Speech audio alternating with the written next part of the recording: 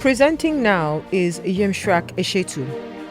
She is a second-year master's student in musicology at Washington University in St. Louis. Originally from Ethiopia, she earned her bachelor's and master's degrees in music from Addis Ababa University Yaredawi School of Music and served as a lecturer from 2019 to 2024. Her research interest focuses on exploring the intersections of music, religion, and identity in Africa and its diasporas, with emphasis on indigenous traditions, women's musical practices, and global mobility and representation. Her current research, Ritual of Mescaling, the performance ontology and the embodiment of Ethiopian Orthodox diaspora identity through Zema chant, liturgical practice, and everyday social life, serves as her master's thesis 2025 to 2026. She will be presenting We Don't Have Music, Ontological Resistance of Ethiopian Orthodox Diaspora Sonic Landscape through performance of Yaredawi Zema chant and the transmission of Indigenous epistemologies. Thank you very much. We Don't Have Music, Ontological Resistance of Ethiopian Orthodox Diaspora Sonic Landscape through performance of Yaredawi Zema chant and the transmission of Indigenous epistemology. First, I would like to share a brief fieldwork experience that happens at the initial stage of my IRB approval process for my thesis as an introduction to this presentation. During the regular Sunday service, I visited the Ethiopian Orthodox Diaspora Church in St. Louis to obtain formal permission from the leading priest to conduct my research. After greeting me at the church, the priest recalled my earlier request and asked, "Your purpose is to explore our Yaredawi Zema and spiritual songs." I replied politely, "Yes, I aim to study your church music and ritual practices." However, as soon as I used the term music, I recognized his disappointment as he corrected me in an authoritative voice. "We don't have music. What we have is Yaredawi Zema and spiritual songs." Initially, I was confused and interpreted his response as terminological misunderstanding, framing our exchange as linguistic gap. However, this seemingly simple correction became a pivotal moment in my research, revealing the ontological distinction of the church's sacred sonic landscape and the need for an analytical framework grounded in its indigenous epistemology to examine how and why its sonic value and existential knowledge are constructed, transmitted, and preserved across diaspora. In this paper, I argue that the Ethiopian Orthodox diaspora community articulates a distinct epistemological framework through its sacred sonic practice. Grounded on indigenous knowledge in the modal, performative, and transmissive structure of Yaredawi Zema, this framework shapes the community's existential particularity and sustains its sacred sonic and sociocultural values across the diaspora and across generations. In his discussion of ontological turn, Paulo Heywood explains how prominence of ontological study challenges the assumptions of cultural relativism, particularly its tendency to relativize knowledge while universalizing existence. Instead, they advocate a perspective that recognizes variation not only in worldviews, but also in world themselves. Building on scholars such as Mantle Hood and Sidney Hudson, who conceptualizes the ontological turn as a reassessment of dominant terminological categories through which knowledge is constituted, I examine the community's terminological distinction to explore agency within its coexistent knowledge system. In doing so, I seek to expose hierarchies embedded in dominant terminologies that homogenize particular sonic and existential values while marginalizing coexisting realities. Furthermore, drawing on music and migration scholars such as Olivier Shaw's composing aid, particularly his call for an ethnographic ear that examines how and why diaspora communities strategize cultural practices through musical and ritual activities across border, revealing sonic values as an integral way of thinking, communicating, and feeling amid precarity and inequality across borders. In what follows, I examine the Ethiopian Orthodox diaspora church's Yaredawi Zema, its distinct historical trajectory, performance context, epistemological framework, and interactional strategies to explore how they shape the communities onto epistemological values. I examine the role of the Yaredawi Zema as a medium of ontological expression and negotiation, focusing on chanters as the church's spiritual principal performer and custodian who sustain its sacred, sonic, and sociocultural values amid mobility and engagement within diverse value system in Western context. Historical accounts of the Ethiopian Orthodox Church reveal a distinct trajectory of Christianity faith development that differs from many Christian denominations in Sub-Saharan Africa and Ethiopia, whose establishment and growth have been widely shaped by Western missionary influences. Most scholars agree that Christianity was formerly adopted in Ethiopia in the 4th century under Emperor Izana, following the influence of Syrian uses Adius and Fermentus. From its earlier years, the Ethiopian Church maintained strong ecclesiastical ties with Coptic Church of Egypt and the wider Eastern Christian world, while Ethiopian clergy undertook pilgrimage to Jerusalem as early as the 4th century. However, although the church remained under the spiritual jurisdiction of the Coptic Patriarch of Alexandria and episcopal appointments, geographic distances, political constraints, and the authority of the Ethiopian monarchy limit external control. Consequently, the church developed a decentralized structure that resisted centralized foreign influences, constituting its Christian traditions through extensive monastic network grounded in indigenous sacred knowledge and local cultural tradition, which become foundational to its theological, epistemological, and liturgical practices. The mobility of the church's sacred sonic and liturgical tradition began through chanters' voluntary travel for advanced study and missionaries' effort, leading to the establishment of Ethiopian Orthodox Church in the Caribbean, Latin America, and the United States during the mid-20th century. Late 20th century forced migration under the socialist regime in Ethiopia, together with contemporary migration caused by political and economic instability, further shapes the expansion of the church across diaspora.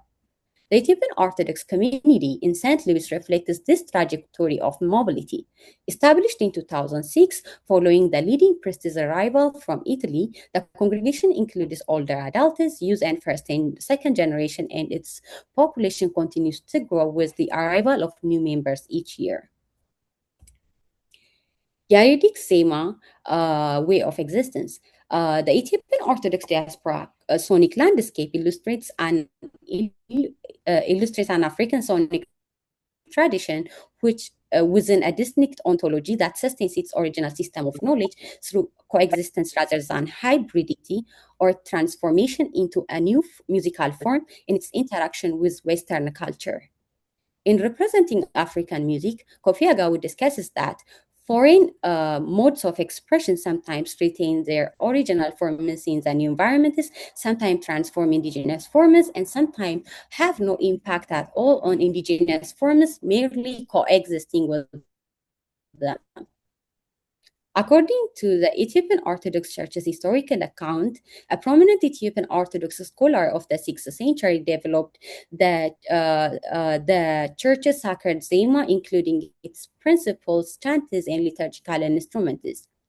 In Ethiopian context, although the Ge'ez term Zema denotes melody generally, Yaredawi Zema specifically refers to the sacred liturgical traditions established by Saint Yared.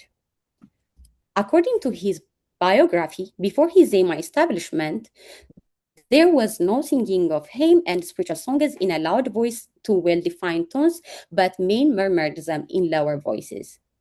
In the church's written accounts and oral narratives, the origin of Zema and its sacred instrument is understood to have been divinely inspired through Saint Yared's interaction with three angels in the form of birds.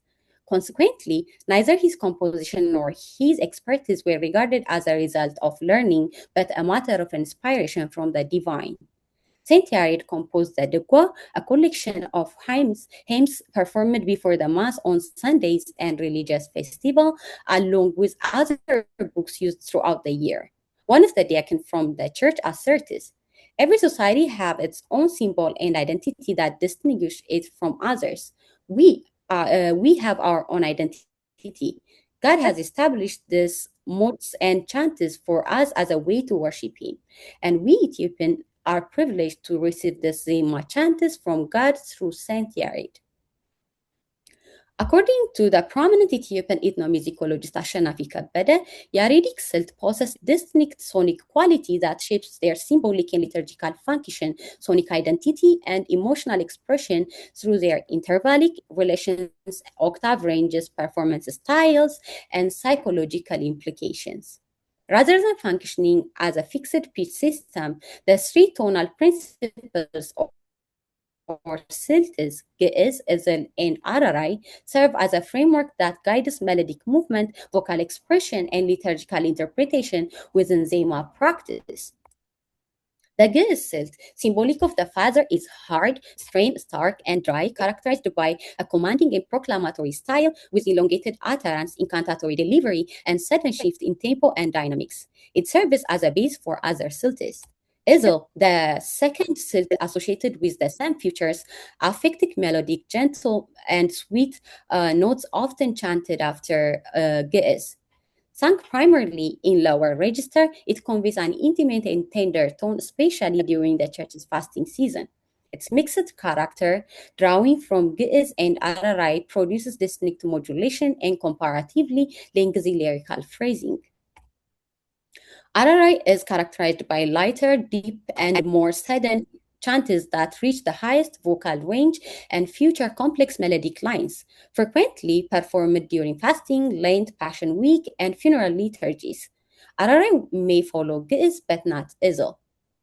Furthermore, these three principles employ unison textural pattern, non-chordal tonal structure, and flexible rhythmic and metric interpretations.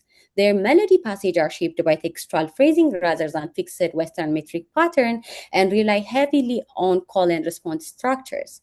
In sum, these principles shape the sonic, spiritual, and liturgical dimension of Yaredawi Zema through their distinct intervallic structure, performance practice, and expressive orientation.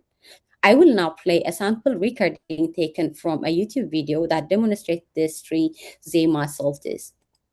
This is the Ge'ez Zema chant.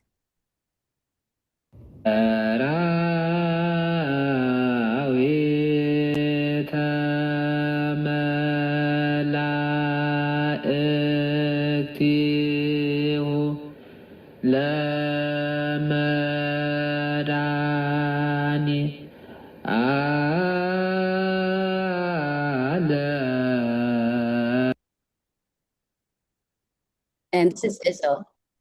أنت بصوء وقدوس رسالك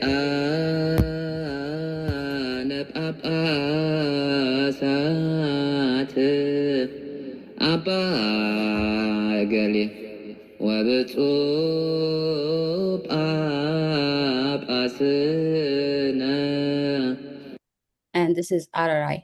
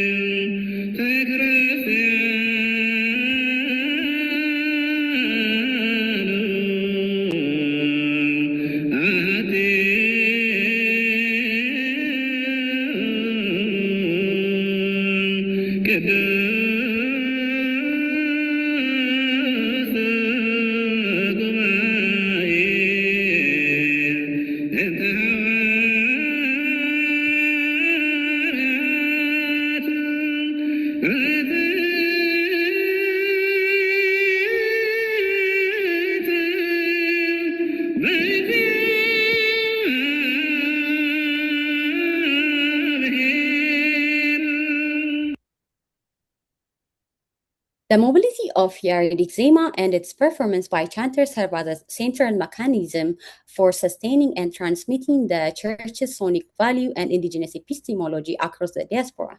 The chanter I interview do not identify themselves as musicians or view chanting as a talent.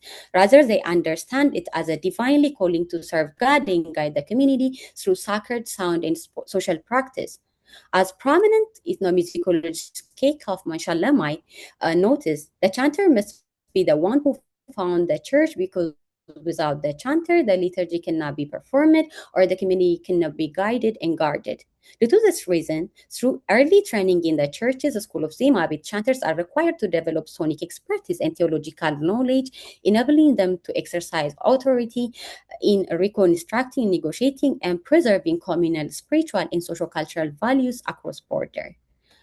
The Church's School of Zema epistemology balances oral and written knowledge in both Zema chant and literature liturgy, a tradition sustained in the diaspora through the strategic use of recording technologies. This indigenous epistemology achieves high degree of textual fixity through lifelong repetitive clerical training and the precise oral performance of liturgic repertoire, a process that may require more than 3 decades to complete. Unlike Western notation, which precisely records melody and rhythm, the Yaredawi notation system employs 10 graphic signs, more than 500 abbreviated Ge'ez phonetic symbols that serve as mnemonic guides for orally transmitted melodies, and 114 bit identifying the melody family of each chant. In diaspora, where most clergy are volunteer with professional career and young chanters are students, full-time training is often impractical. To address these constraints, senior clergy integrate recording technologies in weekly Saturday interactions, enabling individuals rehearsals throughout the week and sustaining use who face time constraints and difficult as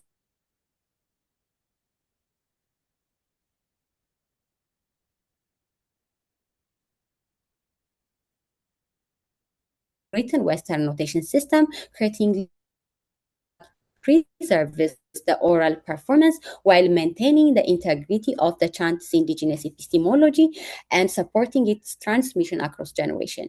Furthermore, the Church's liturgical performance is governed by detailed written guideline that prohibits improvisation or alteration of the chantes. Despite individual chanters' skill variation, precisely repeated performance of the prescribed liturgy serves as a primary means of safeguarding ritual integrity and solidarity across the global Ethiopian Orthodox community.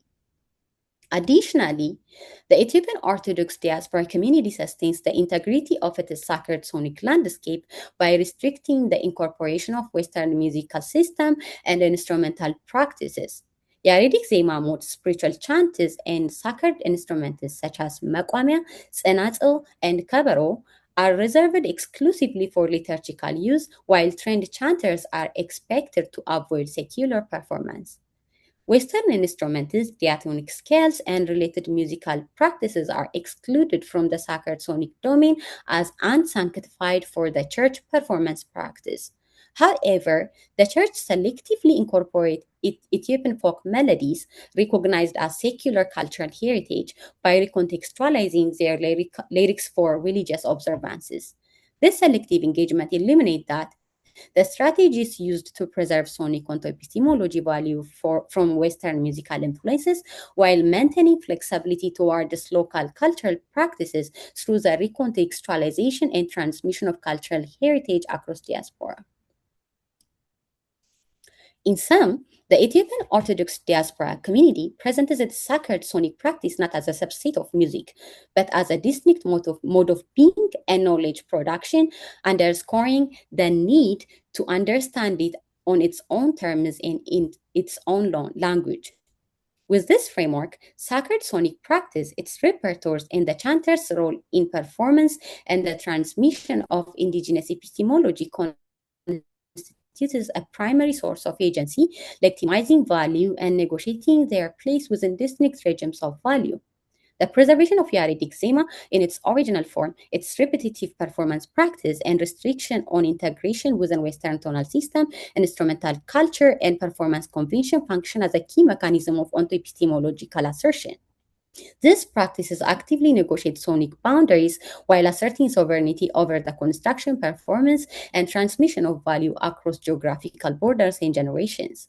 Ultimately, this paper called for an analytical approach that recognized the complexity and contextual specificity of African sonic practice while advancing dialogue on ontological plurality, an approach that unsettled the preconstructed frameworks in our discourse by creating a space for diverse possibility of knowledge production and lived experience within African sonic traditions. In doing so, it creates a space for a deeper understanding of the meanings embedded in construction, transmission, valorization, performance, and representation of African sonic practice within scholarly discourse. Thank you for listening. Thank you so much, Yemisrach, for your presentation. So do we have any questions to engage Yemisrach on? Okay, Dr. Sinikwe. Thank you very much for that wonderful, let me see them, presentation. I want to know, is there any way the musical tradition has a great influence on the cultural cultural living of the people of Ethiopia? Like, is there an influence, like the people, their cultural life being influenced by these musical traditions of the Ethiopian church? Mm-hmm. Thank you very much. That's a very interesting question. Because one of the things I didn't mention in this presentation is that, like, in Ethiopian Orthodox Church, like, it's really difficult, like, to separate the social life from, like, the religious spiritual practice. And I believe it's very integral in shaping, like, how the community interact, like, in everyday social life, as well as, like, its influence and in not only, like, in the religious domain of, like, Ethiopia, but also, like, for I would say for most of, like, the so-called modern Ethiopian music, as well as, like, traditional indigenous secular music's development in Ethiopia. Because most of in previous years, like, before the so-called, like, modern musical practice of Ethiopia developed, like, in 19 I would say, like, earlier, like, mid 20th century, the traditional musicians who are called Azmaris are, like, the primary musicians in the Ethiopian Orthodox Church. And I would say, like, it has, like, many impact in shaping, like, the secular music performers in different form of musical practice that we have in Ethiopia. And also here in diaspora, it's very hard, like, to separate, like, because the clergy, if you when I ask, like, interview the clergies, they don't separate, like, their role, like, in the sonic domain from their leading role, like, in the church.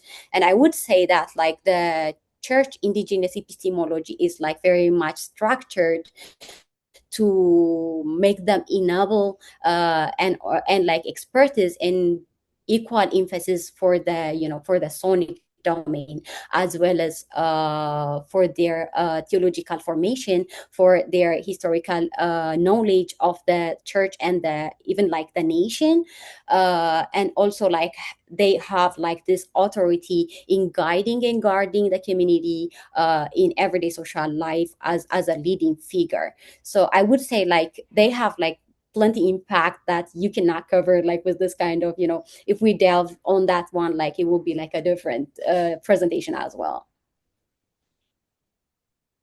Okay, Professor Agao, please.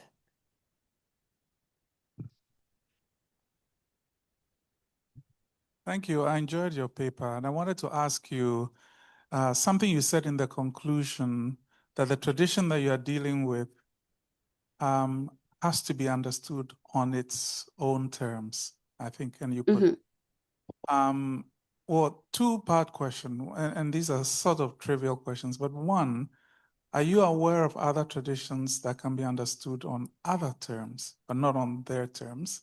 Is it something that applies to any tradition we study? Then the other part is those terms that you refer to I'm inferring that they are constructed, and they're constructed from your research, from your interviews with various people, from the people who've written earlier, Shalame and others. Is that right? Are those terms? And Yeah. if they are constructions, then, well, where do you draw the line? In other words, are they constructions of today? Are they constructions? Where's the historical factor in that? That's a very interesting question. Thank you for asking me, because I would say, so when I say like contextual specificity, I'm kind of referring like you also discussed this like in your book. I have read it on the introduction as well as like in some of the chapters, because like as a researcher, especially like for ethnomusicology, like there is this bias that we have like with our ethic knowledge that we impose in the community. And as I start this presentation, I specifically start with the story I have, the interaction I have with the clergy, because like that was like one way of me showing that like how I was trying to impose my intellectual formation reconstruction framework, which I think like music can,